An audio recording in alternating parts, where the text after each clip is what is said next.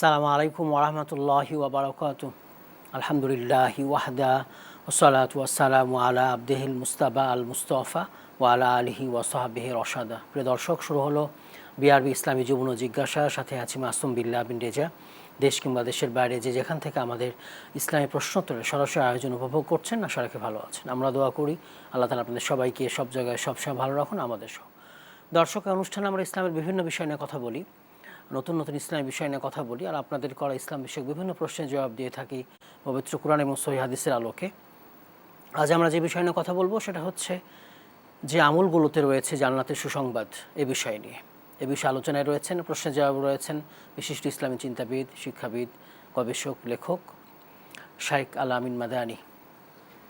আসসালামু আলাইকুম ওয়া রাহমাতুল্লাহি ওয়া বারাকাতুহু। ওয়ালাইকুম আসসালাম ওয়া রাহমাতুল্লাহি ওয়া বারাকাতুহু। শাইখ, কেমন আছেন সব মিলে? আলহামদুলিল্লাহ রাব্বুল আলামিন আমাকে অনেক ভালো রেখেছেন। আপনি কেমন আছেন? আলহামদুলিল্লাহ, আমিও ভালো আছি। দর্শক, স্ক্রিনের নাম্বার থাকবে, প্রশ্ন করতে পারবেন আজকের বিষয় অথবা ইসলামের অন্য কোনো বিষয়। অবশ্যই প্রশ্ন করবেন। দৈনন্দিন জীবনে ইসলাম মান থেকে আমাদের যেসব মাসলা আমরা সম্মুখীন হই সেসব বিষয়ে প্রশ্ন করবেন। আমাদের ফেসবুকে লাইভ যাবে, সেখানে কমেন্ট করতে পারেন, দেশ টিভি ইসলামিক শো, সে কমেন্টগুলোর আমরা ইনশাআল্লাহ জবাব দিয়ে দেব। শেখ, আজকের বিষয় যে আমলগুলোতে রয়েছে জান্নাতের সুসংবাদ। বিসমিল্লাহ ওয়াসসালাতু ওয়াসসালামু আলা রাসূলিল্লাহ, আম্মা বাদ। সম্মানিত শ্রোতা ও দর্শক মণ্ডলী, আমরা আজকে গুরুত্বপূর্ণ বিষয় নিয়ে আলোচনা করছি যে আমলগুলোতে রয়েছে জান্নাতের সুসংবাদ।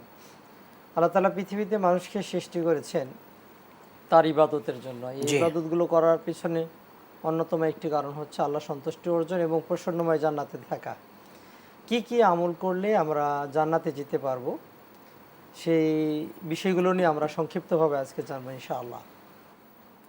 প্রথম যে আমলটি, সবগুলোই আমল একবারে হালকা, অল্প এবং জান্নাত পাওয়ার জন্য সহজ উপায়। প্রথম আমলটি হচ্ছে ঈমান এবং সৎ আমল।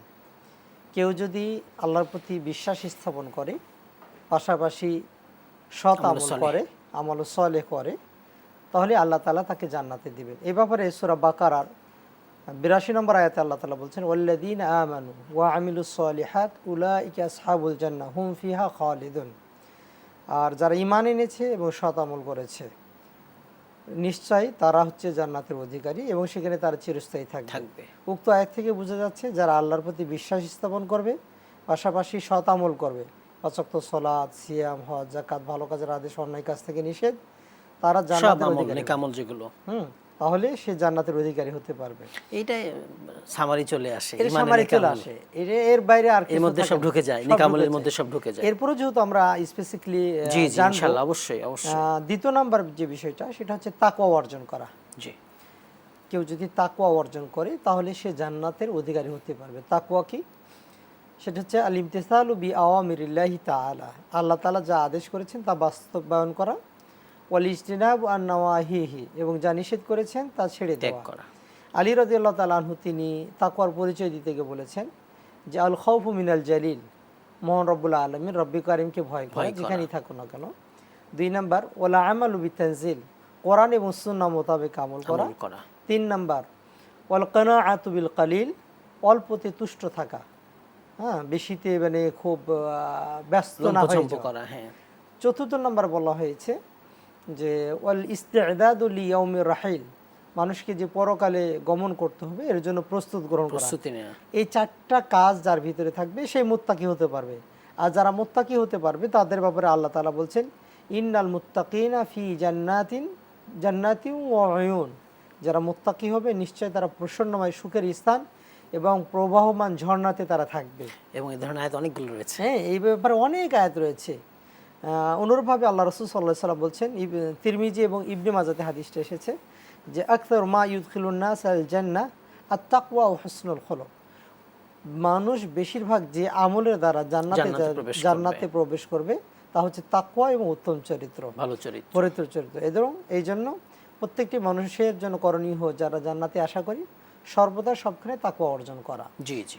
3 নাম্বার যে আমলটি রয়েছে যা করলে মানুষ জান্নাতে যেতে পারবে তা হচ্ছে দিন প্রতিষ্ঠার জন্য, দিনের কার্যক্রম প্রসার এবং প্রচারের উদ্দেশ্যে যারা জ্ঞান অন্বেষণ করবে অথবা মানুষের উপকারে আসবে এমন জ্ঞান, আল্লাহ তাআলা সন্তুষ্টি অর্জনের উদ্দেশ্যে যদি কেউ শিখে বিদ্যা অর্জন করে, তাহলে এই বিদ্যা অর্জনের মাধ্যমেও সে জান্নাতে জান্নাতের যেতে পারবে। অধিকারী হতে পারে বা জান্নাতে যেতে পারবে। জি জি। রাসূলুল্লাহ সাল্লাল্লাহু আলাইহি ওয়াসাল্লাম বলছেন, বুখারী হাদিস, মান সালাকা তরিকা ইয়ালতামিসু ফিহি ইলমা সাহালাল্লাহু লাহু বিহি তরিকান ইলাল জান্নাহ। যে ব্যক্তি আল্লাহ তাআলাকে সন্তুষ্টি করার উদ্দেশ্যে জ্ঞান অন্বেষণের পথে বের হবে, আল্লাহ তাআলা এই জ্ঞান অন্বেষণের কারণে তার জান্নাতের পথকে সহজ করে দেবেন। সুবহানাল্লাহ। এই জন্য জ্ঞান অন্বেষণটা শুধুমাত্র পৃথিবীকে মানে চাকরি বাকরি করা এটা উদ্দেশ্য না, বরং এই জ্ঞান অন্বেষণ যদি হয় মানুষের উপকার, যেমন যারা যে মানুষ উপকার লাভ করবে। তো যেমন যারা ডাক্তারি করছে তারা যদি মনে করে এটা মানব সেবার উদ্দেশ্যে আমি করবো, সেখানে দুনিয়াতেও তার লাভ, পরকালে সে জান্নাত পেয়ে যাবে। যারা প্রকৌশলী ইঞ্জিনিয়ার তারা যদি মনে করে যে না, মানুষজন এখানে নিরাপদে বসবাস করতে পারে, আমি এখানে কোনো ফাঁকিবাজি করব না, এখানে মানুষকে ধোঁকা দেব না, তাহলে কিন্তু এই ইঞ্জিনিয়ারিং কাজটাও কিন্তু তার পরকালে জান্নাতের একটা প্রভাব। যেমন আলেম ওলামা দিন শিক্ষার ক্ষেত্রে, দিন প্রচার করার ক্ষেত্রে যেমন সওয়াব আছে, ঠিক দুনিয়ার ক্ষেত্রেও যদি মানুষ পরকাল পাওয়ার উদ্দেশ্যে এই জ্ঞান অর্জন করে চর্চা করে, নিয়ত থাকে, তাহলে এই জ্ঞান চর্চার মাধ্যমে বা এই জ্ঞান শিক্ষার মাধ্যমে আল্লাহ তাআলা তার জান্নাতে যাওয়ার পথকে সহজ করে দেবেন। জি জি। আরেকটি গুরুত্বপূর্ণ আমল রয়েছে জান্নাত পাওয়ার, সেটা হচ্ছে মসজিদ ইবাদত করা, ইবাদতখানা নির্মাণ করা। জি জি। সহিহ বুখারী হাদিস, ওসমান ইবনে আফফান রাদিয়াল্লাহু তাআলা আনহু হতে বর্ণিত, তিনি বলছেন যে রাসূলুল্লাহ সাল্লাল্লাহু আলাইহি ওয়াসাল্লামকে আমি বলতে শুনেছি, তিনি বলেছেন, মান বানা মসজিদান ইয়াবতাগি বিহি ওয়াজহাল্লাহ বানাল্লাহু মিসলাহু ফিল জান্নাহ। সুবহানাল্লাহ। উসমান ইবনে আফফান বলছেন, আমি রাসূল সাল্লাল্লাহু আলাইহি ওয়াসাল্লামকে বলতে শুনেছি, তিনি বলেছেন, যে ব্যক্তি আল্লাহ তাআলার সন্তুষ্টি পাওয়ার জন্য কোনো মসজিদ নির্মাণ করবে, আল্লাহ তাআলা তার জন্য জান্নাতে এই ধরনের প্রাসাদ নির্মাণ করবেন। সুবহানাল্লাহ। তাহলে জান্নাত পাওয়ার জন্য বেশি কিছু করতে হবে না। এবং এই হাদিসের ব্যাখ্যায় আলেম ওলামাগণ, হাদিস বিশারদগণ, প্রাজ্ঞাজন, তারা বলেছেন পুরো মসজিদ না, কেউ যদি এক মুঠ বালুও দেয়, একটা ইটও দেয়, সে জান্নাতে প্রাসাদ পাওয়ার তার সুযোগ রয়েছে। সুবহানাল্লাহ। এই ছোট্ট আমল, হ্যাঁ, একটা মসজিদে যদি আপনি 100 টাকা অংশগ্রহণ করা, হ্যাঁ, যে কোনো দিনই কাজ, যেগুলোতে ধর্মীয় ইবাদত চর্চা করা হয়, সেখানে যদি আপনার পার্টিসিপেট থাকে, আপনার অংশগ্রহণ থাকে, সামান্য যদি হয়, তাহলে আপনার জন্য এই আমলটা হতে পারে, আপনি সওয়াব পাবেন এবং জান্নাতে যাওয়ার জন্য আপনার উসিলা হয়ে যেতে পারে। জি জি। 5 নম্বর যে আমলটা রয়েছে সেটা হচ্ছে কয়েকটি কাজ। 1 নম্বর হচ্ছে উত্তম চরিত্র গঠন করা, মিথ্যা কথা বর্জন করা, আর হচ্ছে আপনার ওই ঝগড়া বিতর্ক এড়িয়ে চলা। এই 3টা কাজ কেউ যদি করে তাহলে সে জান্নাতে যেতে পারবে। আল্লাহ রাসূল সাল্লাল্লাহু আলাইহি সাল্লাম বলেছেন যে আনা জাঈমুন বিবাইতিন ফি রবাদিল জান্নাহ, আমি ও ব্যক্তির জন্য জান্নাতের জিম্মি গ্রহণ করছি বা জিম্মাদার গ্রহণ করছি, দায়িত্ব গ্রহণ করছি, লিমান তারাকাল মিরাআ, যে ব্যক্তি ঝগড়াকে পরিহার করে, ওয়া ইন কানা মুহিক্কান, যদিও দেখা যাচ্ছে ঝগড়ার উপযুক্ত দলিল তার কাছে প্রমাণ আছে যে না এখন ঝগড়া করতে পারি, এটা আমার রাইট আছে, তার প্রমাণও আছে, হক পথে আছে, তারপরও বাদ দিয়ে দিচ্ছে, তারপরেও যদি ছেড়ে দেয়, ঝগড়া এড়িয়ে চলে, একে অ্যাভয়েড করে, তাহলে আল্লাহ রাসূল সাল্লাল্লাহু আলাইহি ওয়াসাল্লাম বলছেন আমি তার জন্য জান্নাতে বাউন্ডারি বেষ্টিত এরিয়াতে একটা ঘরের আমি জিম্মাদার হচ্ছি। সুবহানাল্লাহ।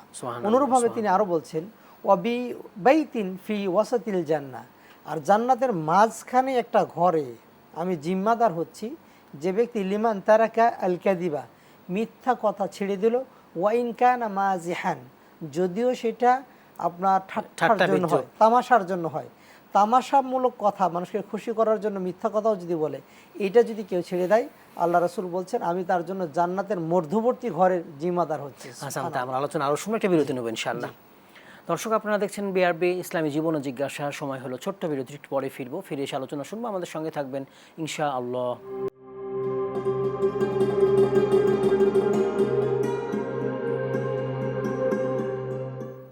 আসসালামু আলাইকুম ওয়া রাহমাতুল্লাহি ওয়া বারাকাতুহু। বিরতির পর আবারও সবাইকে আমন্ত্রণ। দর্শক, আপনারা দেখছেন বিআরবি ইসলামী জীবন ও জিজ্ঞাসা, সাথে আছি মাসুম বিল্লাহ বিন রেজা। আজ আমরা কথা বলছিলাম যে আমলগুলোতে রয়েছে জান্নাতের সুসংবাদ, এই বিষয় নিয়ে আলোচনা রয়েছেন শাইখ আলামিন মাদানী। শাইখ, আমরা যেখানে আলোচনা ছিলাম, রাসূল সাল্লাল্লাহু আলাইহি ওয়াসাল্লাম এরপর বলছেন যে আমলগুলোর মাধ্যমে জান্নাতের সুসংবাদ পাওয়া যায়। শেষের এই হাদিসের অংশে বলছেন যে ওয়া বিবাইতিন ফি আ'লাল জান্নাহ, এবং জান্নাতের সর্বোচ্চ জায়গাতে আমি একটি ঘরের জিম্মাদার হচ্ছি সেই ব্যক্তির জন্য, যে ব্যক্তি তার হাসানা খুলুকাহু, তার চরিত্রকে উত্তম আদর্শ দ্বারা বৈশিষ্ট্যমণ্ডিত করেছে। জি জি এই জন্য মানুষ যদি উত্তম চরিত্র ধারণ করতে পারে, লালন করতে পারে, সে জান্নাতের সর্বোচ্চ শিখরে একটা ঘরের মালিক হতে পারবে। জি সুবহানাল্লাহ।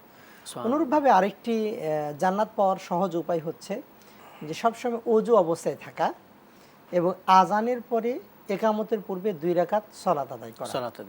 রাসূলুল্লাহ সাল্লাল্লাহু আলাইহি সাল্লামকে যখন মেরাজের রজনীতে ঊর্ধ্ব আকাশে নিয়ে যাওয়া হলো, রাসূল সাল্লাল্লাহু আলাইহি সাল্লাম জান্নাতে প্রবেশ করলেন, জান্নাতে বিভিন্ন বিষয় দেখলেন। তো একটা সময়ে তিনি যখনই জান্নাতে হাঁটতেছেন তো জুতার আওয়াজ আসতেছে। জি জি তো তিনি জুতার আওয়াজটা থেকে বুঝতে পারেন এই জুতার আওয়াজ কিন্তু বেলাল রাদিয়াল্লাহু তাআলা আনহুর। তো তিনি পৃথিবীতে ফিরে এসে বেলাল রাদিয়াল্লাহু তাআলাকে ডেকে পাঠালেন। ডাকার পর বললেন যে বিমা সাবাকতানি ইলাল জান্নাহ, ও বেলাল, কি আমলের কারণে তুমি আমার আগে জান্নাতে চলে গেছো? কারণ আমি তোমার জুতার আওয়াজ আমার সামনে শুনতে পাচ্ছি, মানে তুমি আমার আগে জান্নাতে গেছো। ইন্নী দাখালতুল বারিহা আল জান্নাহ, গতকাল রাত্রে আমি জান্নাতে গেলাম। ফাসামি'তু খাশখাশাতাক, আমি তোমার পায়ের আওয়াজ শুনলাম আমামি, আমার সামনে। ফাকালা বিলাল রাদিয়াল্লাহু তাআলা বললেন, ইয়া রাসূলুল্লাহ মা আযানতু কাত্তুন ইল্লা সাল্লাইতু, যখনই আমি আজান দিয়েছি একামতের পূর্বে আজান দেওয়ার পর 2 রাকাত নামাজ পড়েছি। ওয়ালা আসাবানি হাদাসুন কাত্তুন ইল্লা তাওয়াদ্দাতু, আর যখনই আমার ওযু ভেঙে গেছে তখন আমি সাথে সাথে ওযু করে নিয়েছি। রাসূল সাল্লাল্লাহু আলাইহি সাল্লাম বললেন যে বিহিমা, এই 2টি কারণে আমার আগে তুমি জান্নাতে চলে গেছো। সুবহানাল্লাহ। দেখে ছোট্ট আমল, কিন্তু আপনার ওযু ভেঙে গেছে, অধিকাংশগুলো ছোট্ট আমল, আমরা গুরুত্ব দিলে কিন্তু সবাই ভাগীদার হয়ে যাবে, আমরা জান্নাত পেয়ে যাই। হ্যাঁ, এই জন্য দেখবেন আপনার এই যে আজানের পরে 2 রাকাত নামাজ পড়বেন, 2 রাকাত সালাত পড়বেন, অথবা সবসময় ওযু অবস্থায় থাকবেন, আপনি জান্নাতে যেতে পারবেন। আরেকটি গুরুত্বপূর্ণ আমল, আপনার মসজিদে আজান হয়ে গেলে সালাত আদায়ের জন্য মসজিদে গমন করা। মসজিদে যাওয়ার সময় এবং মসজিদ থেকে বাসায় ফেরত, এই 2 সময় আল্লাহ তাআলা আপনার জন্য জান্নাত রেডি রাখেন। রাসূলুল্লাহ সাল্লাল্লাহু আলাইহি ওয়াসাল্লাম বলছেন, মান গাদা ইলাল মসজিদ, যে ব্যক্তি আজান শোনার পর মসজিদের দিকে যাবে, আও রাহা আ'আদাল্লাহু লাহু ফিল জান্নাহ, আল্লাহ তাআলা তার জন্য জান্নাত প্রস্তুত করে দিবেন। সুবহানাল্লাহ। কঠিন কিন্তু কাজ না, আপনি কান দিয়ে আজান শুনেছেন, এখন আল্লাহ ডাক দিয়েছে, আপনি মসজিদে চলে যাবেন। এই কাজটা যদি করেন তাহলে হাদিসের বর্ণনা অনুযায়ী আল্লাহ তাআলা আপনার জন্য জান্নাত রেডি করে দিয়েছেন। একটু আমরা জানি রাখি দর্শকদেরকে যে আমাদের ঈমান আকীদা কিন্তু ঠিক রাখতে হবে, আকীদা বিশ্বাস ঠিক রাখতে হবে। আমরা কিন্তু প্রথম আমলটাই বলেছি ঈমান এবং সৎ আমল থাকতে হবে, এবং আমাদের ফরজ বিষয়গুলো পালন করতে হবে। অবশ্যই, শুধুমাত্র এই নফলগুলো কিন্তু না, অবশ্যই ফরজ ঠিক রেখে এগুলো করতে হবে, এগুলো করতে হবে। জি জি, জাযাকাল্লাহ খাইর। আরেকটি গুরুত্বপূর্ণ আমল রয়েছে, বেশি বেশি নফল সালাত আদায় করা। জি, এক সময় রাবিয়া ইবনে কাব আল আসলামী তিনি বলছেন, কুনতু আবিতু মা'a রাসূলিল্লাহ সাল্লাল্লাহু আলাইহি ওয়াসাল্লাম, আমি রাসূলের বাসাতে থাকতাম। ফাআতাইতুহু বিওয়াজুহি ওয়া হাজাতিহি, রাসূল সাল্লাল্লাহু আলাইহি ওয়াসাল্লাম ওযু করবে, তার জন্য আমি ওযুর পানি নিয়ে আসলাম। রাসূল সাল্লাল্লাহু আলাইহি ওয়াসাল্লাম যখন ওযু শেষ হলো তখন রাবিয়াকে বলতেছেন, সাল, তুমি আমার কাছে কিছু চাও, আমি তোমাকে দিব। জি জি। তো আমরা হইলো বলতাম যে না, আমার জন্য একটা বাড়ি দেন, গাড়ি দেন, জমি দেন, টাকা পয়সা, দুনিয়ার কিছু চাইতাম। রাবিয়া ইবনে কাব তিনি রাসূলকে বললেন যে আসআলু মুরাফাকাতাক ফিল জান্নাহ, ইয়া রাসূলুল্লাহ, আমি আপনার সাথে জান্নাতে থাকতে চাই। রাসূল সাল্লাল্লাহু আলাইহি ওয়াসাল্লাম বললেন, আও গায়রু যালিক, এছাড়া আর কিছু চাও কি? রাবিয়া তিনি বললেন, হুয়া দাকা ইয়া রাসূলুল্লাহ, আমার আর কিছু চাওয়া নাই, আপনার সাথে জান্নাতে থাকতে পারলেই আমি এনাফ, এটা আমার সাকসেসফুল, এটা আমার সফলতা, এটা আমার প্রত্যাশা। উদখিলাল জান্নাহ ফাকাদ ফাজ, ফাকাদ ফাজ। হ্যাঁ, এরপর রাসূল সাল্লাল্লাহু আলাইহি ওয়াসাল্লাম বললেন, তুমি যদি আমার সাথে জান্নাতে থাকতে চাও, ফাআইনি আলা নাফসিকা বিকাসরাতি সুজুদ, তাহলে তুমি বেশি বেশি আমার জন্য কি করো, নফল সালাত আদায় করো। সুবহানাল্লাহ। জি, তাহলে এই জন্য যারা নফল সালাত আদায় করবে তারা রাসূলের সাথে জান্নাতে থাকার সৌভাগ্য লাভ করতে পারবে। আরেকটি গুরুত্বপূর্ণ আমল, জান্নাত মানে যেই আমলগুলো আমাদেরকে জান্নাতের সুসংবাদ দেয়। কিছুদিন আগেই যে আমাদের মৌসুমটা কেটে গেল, সেটা হজের মৌসুম। কেউ যদি হালাল টাকা দিয়ে হজের শর্ত মেনে রুকুনগুলো ঠিক মতো আদায় করতে পারে, আল্লাহ রাসূল সাল্লাল্লাহু আলাইহি ওয়াসাল্লাম বলছেন এই হজের দ্বারা সে সরাসরি জান্নাতে চলে যাবেন। আল্লাহ রাসূল সাল্লাল্লাহু আলাইহি ওয়াসাল্লাম বলছেন, হাদিসটা ইমাম আহমদ বর্ণনা করেছেন, তাবরানী বর্ণনা করেছেন। তো রাসূল বলছেন, আল হাজ্জুল মাবরুরু লাইসা লাহু জাযা ইল্লাল জান্নাহ, কারো হজ যদি আল্লাহর কাছে কবুল হয়ে যায়, এই হজের প্রতিদান হচ্ছে সরাসরি জান্নাত। সুবহানাল্লাহ, নিখুঁত হজ, সুবহানাল্লাহ। হাজী মাবরুর। মাবরুর, মাবরুর অর্থাৎ হচ্ছে মাকবুল। জি, এই জন্য আমরা যখন হজ করব, যারা সামর্থ্যবান আছি, আমরা যদি হালাল টাকা দিয়ে হজ করতে পারি, আল্লাহ রাসূল আপনার জন্য সার্টিফাই করছেন, আপনি জান্নাতে যাবেন ইনশাআল্লাহ। আমাদের জীবনের পুরোটাই হালাল টাকা হতে হবে, পুরোটা সব হালাল ইবাদত, হতে সব হবে। চলাফেরা। হ্যাঁ, আর শুধু হজে যাওয়া পর্যন্ত না, হজ থেকে ফিরে আসার পর হালালের উপর অটুট থাকতে হবে। অটল অবিচল থাকতে হবে। হ্যাঁ, এই জন্য আমার হজ কবুল হয়েছে কিভাবে বুঝবো? আমি হজে থাকাকালীন অবস্থায় আমার লাইফ স্টাইল যেমন সুন্দর ছিল, আমার মানে কোনো ধরনের পাপ, পঙ্কিলতা, কোনো ধরনের অন্যায় অবিচারের সাথে, দুর্নীতির সাথে জড়িত হয় নাই। হজ থেকে ফিরে আসার পর আমি সেইভাবে জীবনযাপন যদি করতে পারি, বাবা মা তার ভালো, হ্যাঁ, আরেকটু ভালো, এর চেয়ে বেটার দেন কিছু করতে পারি, তখন বুঝবো যে না, আমার হজটা কবুল হয়েছে। এরপর আরেকটি আমল জান্নাতের সুসংবাদ পর, সেটা হচ্ছে ছোট্ট একটি আমল, আমাদের সকলেরই মুখস্থ আছে, আয়াতুল কুরসি। জি, যে ব্যক্তি প্রত্যেক ফরজ ফরজ সালাতের সালাতের পর পরে আপনার এই আয়াতুল কুরসি পাঠ করবে, আল্লাহ রাসূল সাল্লাল্লাহু আলাইহি ওয়াসাল্লাম বলছেন, মান কারা আয়াতুল কুরসি ফি দুবুরি কুল্লি সালাহ, অর্থাৎ প্রত্যেক ফরজ সালাতের পর কেউ যদি আয়াতুল কুরসি পাঠ করে, লাম ইয়ামনাহু মিন দুখুলিল জান্নাহ ইল্লাল মাউত, সে তাকে জান্নাতে প্রবেশে কোনো কিছুই বাধা দিতে পারে না, একমাত্র মৃত্যু ব্যতীত। অর্থাৎ এটাই বাধা, খালি এটাই বাধা, অন্তরাই। মানে যখনই তার মৃত্যু হয়ে গেছে, সে সাথে সাথে জান্নাতে প্রবেশ করবে। সুবহানাল্লাহ, সুবহানাল্লাহ। সুবহানাল্লাহ। আরেকটি গুরুত্বপূর্ণ আমল জান্নাতের সুসংবাদ পাওয়ার, তা হচ্ছে দিনে রাত্রে 12 রাকাত সুন্নত, সুন্নাত রাতে সুন্নাত যে নামাজ রয়েছে, জি, জি। সেই সুন্নতগুলো পড়ে যদি, আল্লাহ রাসূল সাল্লাল্লাহু আলাইহি ওয়াসাল্লাম বলছেন, আল্লাহ তাআলা তাকে জান্নাতে প্রবেশ করাবেন। রাসূল সাল্লাল্লাহু আলাইহি ওয়াসাল্লাম বলছেন, মান সাল্লা ফি ইয়াউমিন ওয়া লাইলাতিন ইসনাতাই আশারা রাকা, যে ব্যক্তি দিনে রাত্রে 12 রাকাত নামাজ পড়বে, বানা লাহু বাইতান ফিল জান্নাহ, আল্লাহ তাআলা তার জন্য জান্নাতে ঘর বানিয়ে দিবেন। সুবহানাল্লাহ। এজন্য আপনার জোহরের আগে 4 রাকাত, জোহরের পরে 2 রাকাত, আসরের মাগরিবের পরে 2 রাকাত, ইশারের পরে 2 রাকাত, ফজরের পূর্বে 2 রাকাত, এই 12 রাকাত নামাজ কেউ যদি পড়ে, তাহলে তার জন্য আল্লাহ তাআলা জান্নাতে ঘর নির্মাণ করবেন। আরেকটি গুরুত্বপূর্ণ আমল যার দ্বারা আমরা জান্নাতের সুসংবাদ পেতে পারি, ছোট্ট আমল, বেশি বড় কিন্তু না, জি, জি। সেটি হচ্ছে কি, যে যারা গরিব দুঃখী মানুষ রয়েছে তাদেরকে খাদ্য দিতে হবে, যার সাথে সাক্ষাৎ ঘটবে তার সাথে সালাম দিতে হবে, আর মানুষ যখন ঘুমে বিভোর থাকবে উঠে তাহাজ্জুদের নামাজ পড়তে হবে। আল্লাহ রাসূল সাল্লাল্লাহু আলাইহি ওয়াসাল্লাম বলছেন, ইয়া আইয়ুহান নাস আফসুস সালাম, তোমরা সালাম প্রচার করো, ওয়া আতিমুত তাআম, মানুষকে খাদ্য দাও, ওয়া সাল্লু বিল লাইলি ওয়ান নাস নিয়াম, মানুষ যখন ঘুমন্ত তুমি তাহাজ্জুদের সালাত আদায় করো, তাদখুলুনাল জান্নাতা বিসালাম, তাহলে নিরাপদে, শান্তিতে, প্রোটেকশন, সিকিউরিটি দিয়ে আল্লাহ তাআলা তোমাকে জান্নাতে ঢুকিয়ে দেবেন। সুবহানাল্লাহ। বলেন, একটা মানুষকে, একটা গরিব দুঃখীকে খাওয়াতে বেশি টাকা লাগে না, মানুষকে সালাম দিতে বেশি টাকা লাগে না, কিচ্ছু লাগে না, যা শুধু সালাম দিবেন আপনি জান্নাতে চলে যাবেন। সুবহানাল্লাহ।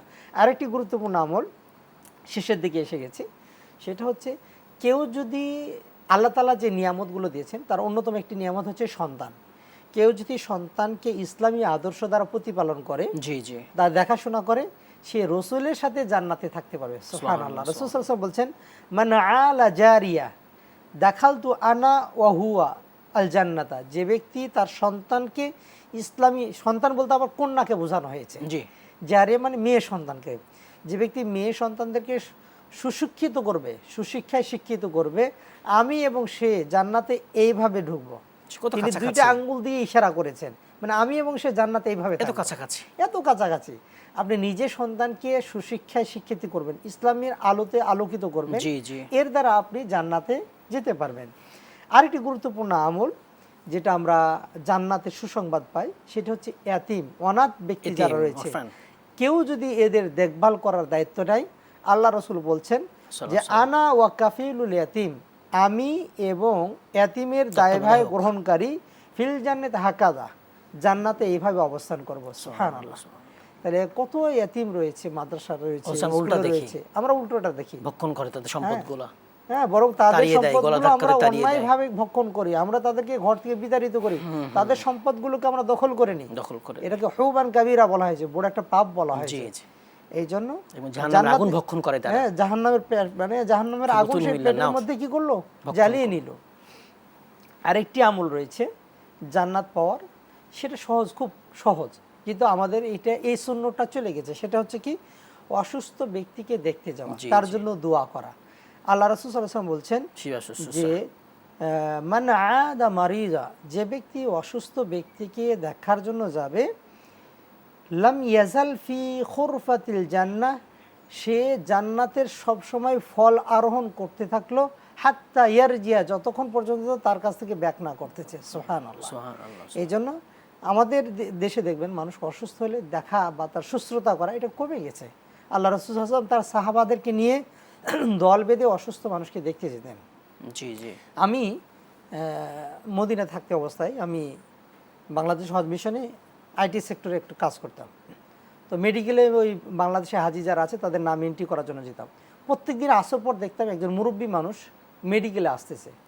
তো প্রায় তার সাথে দেখা হতো। তো আমি জিজ্ঞাসা করলাম, আপনার কি কোনো আত্মীয় রিলেটেড কেউ অসুস্থ এখানে আছে, দেখতে আসেন?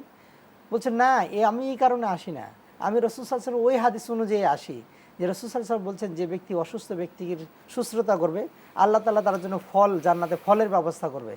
আমি এই জন্য এই মেডিকেলে তার কি করে দেখতে আসি। সুবহানাল্লাহ। শাইখ, আপনাকে অনেক ধন্যবাদ, আমাদের মূল্যবান সময় দিয়েছেন, সুন্দর আলোচনা করেছেন। জাযাকুমুল্লাহ খাইর। আল্লাহ বারিক ফিকুম। ওয়া ইয়াকুম। দর্শক, আপনারা তখন দেখছিলেন বিআরবি ইসলামী জীবন ও জিজ্ঞাসা। আমরা কথা বলছিলাম যে আমলগুলোতে রয়েছে জান্নাতের সুসংবাদ। ইসলামের নির্দেশনা অনুযায়ী জান্নাতের নিশ্চয়তা সুসংবাদের জন্য সুনির্দিষ্ট কিছু আমলের কথা রয়েছে, যেগুলো রাসূলুল্লাহ সাল্লাল্লাহু আলাইহি ওয়াসাল্লাম বিভিন্ন সময়ে বিভিন্ন সাহাবীকে বলেছেন। এগুলো আমরা হাদিসে পেয়ে থাকি। আজকে সেগুলো নিয়ে কথা বলছিলাম। আমাদের মূল ঈমান, আকীদা, সহিহ আকীদার থাকতে হবে, ফরজ বিষয়গুলো পালন করতে হবে, তারপরে আমাদের নফল অতিরিক্ত বিষয়গুলো আসতে হবে। মোহতারাম সুন্দর বলেছেন, ঈমান, আমলে সলেহ, তাকওয়া, মানুষকে ক্ষমা করে দেওয়া, হিংসা বিদ্বেষ না থাকা ঘুমানোর সময়, আয়াতুল কুরসি, ফরজ ইবাদত, ফরজ সলাত, এভাবে হজ, তাহাজ্জুদ সলাত, অনেকগুলো ইবাদতের কথা আসছে। আমরা যে আমলগুলো মানুষকে জান্নাতের সুসংবাদ দেয়, নিশ্চয়তা দেয়, সে আমলগুলো করব, একটাও ছেড়ে দেব না। আমিন। আসসালামু আলাইকুম ওয়া রাহমাতুল্লাহি ওয়া বারাকাতুহু।